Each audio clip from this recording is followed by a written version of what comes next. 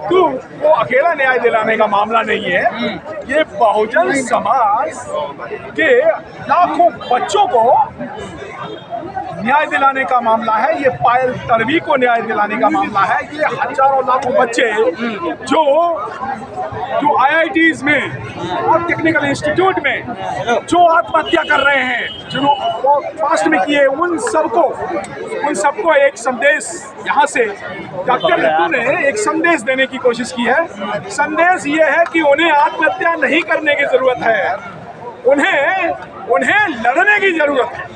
तो डॉक्टर रितु ने जो ये संदेश, इन्होंने क्या कहा, नौकरी नहीं चाहिए, हमें न्याय चाहिए।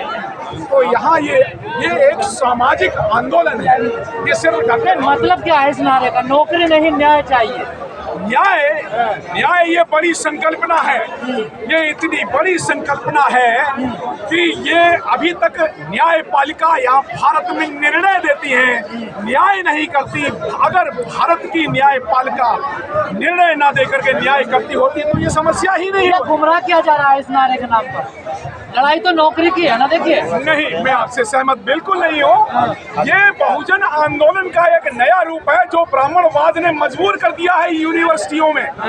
जो यहाँ के यूनिवर्सिटी में बैठे हुए मॉडर्न द्रोणाचार्यों ने मजबूर कर दिया है बच्चों को और शिक्षकों को। कि आप देखिए ना, आप डाटा लीजिए भारत की यूनिवर्सिटियों का, 65% ओबीसी की आबादी के होते हुए आपको 5% भी प्रोफेसर नहीं मिलेंगे।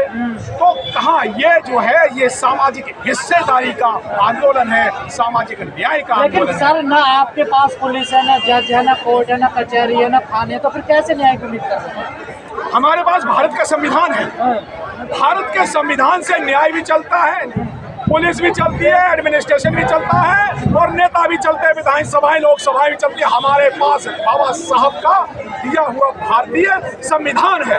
और जो भारत, जो इस देश का जो सिस्टम है, चाहे वो न्यायपालिका हो, चाहे वो पर आप लोग कहते हैं संविधान तो खत्म हो गया। कौन कहता है? ये मनवादी लोग, ये कांग्रेस, बीजेपी और आरएसएस के लोग और आप पार्टी के लोग कहते हैं।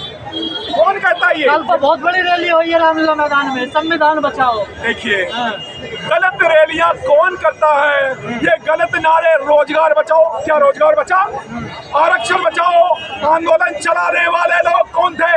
आरएसएस के और कांग्रेस और बीजेपी के मनवादी लोग थे। ये एजेंडा गलत सेट करते हैं आरएसएस के, कांग्रेस और बीजेपी के लोग। ये कहते हैं आरक्षण बचाओ आंदोलन। एक रामराज का नाम का एक नेता घूम रहा है, वो 10 साल से आरक्षण बचा रहा है, वो आरएसएस का एमपी बन करके पार्लियामेंट में घुस जाता है और वो आरएसएस का जो आरक्षण बचाओ आंदोलन 10 साल से चला रहा है, वो आदमी जो सामाजिक आंदोलन चला करके और पार्लियामेंट में घुस जाता है, पूरा संगठन बेच करके और बहुजनों के आरक्षण को भी बेच देता है।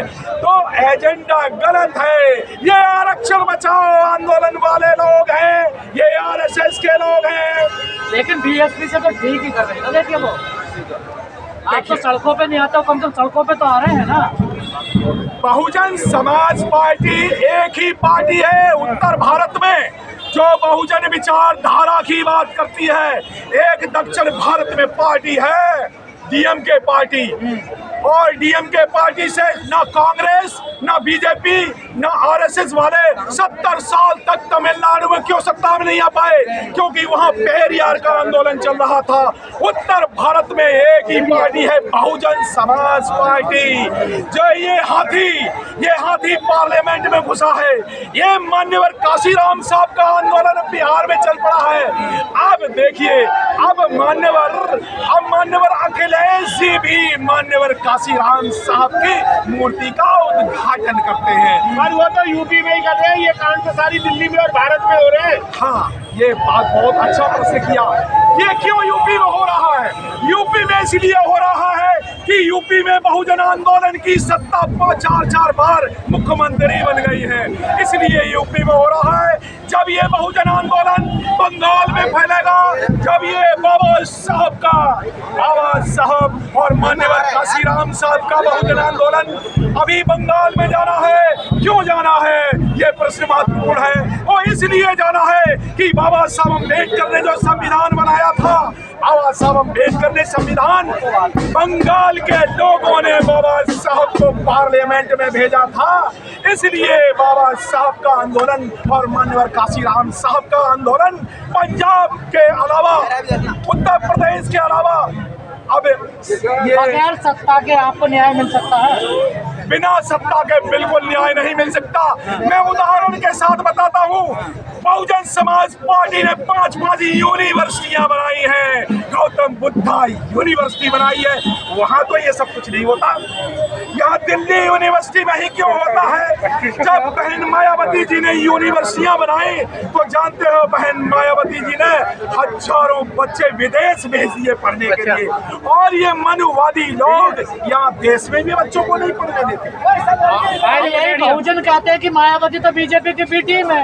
ये जानते कौन लोग कहते हैं? ये कांग्रेस के और आरएसएस के चमचे कहते हैं। कौन से? मान्यवर काशीराम साहब के शब्दों में चमचे कहते हैं, जो कांग्रेस और बीजेपी के लिए काम करते हैं। कभी कांग्रेस कभी बीजेपी। साथियों, सरकार नहीं बदलनी है, अब नेताओं का चरित्र बदलना है, सामाजिक संगठनों का चरित्र बदलना है, धार्मिक आंदोलन चलाने वालों का।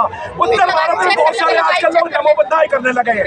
ये नमो बुद्धाई करने वाले लोग ये जानबूझ करके लोगों को सुलाना चाहते हैं धर्म के नाम पर। इनको वोट की बात करनी चाहिए।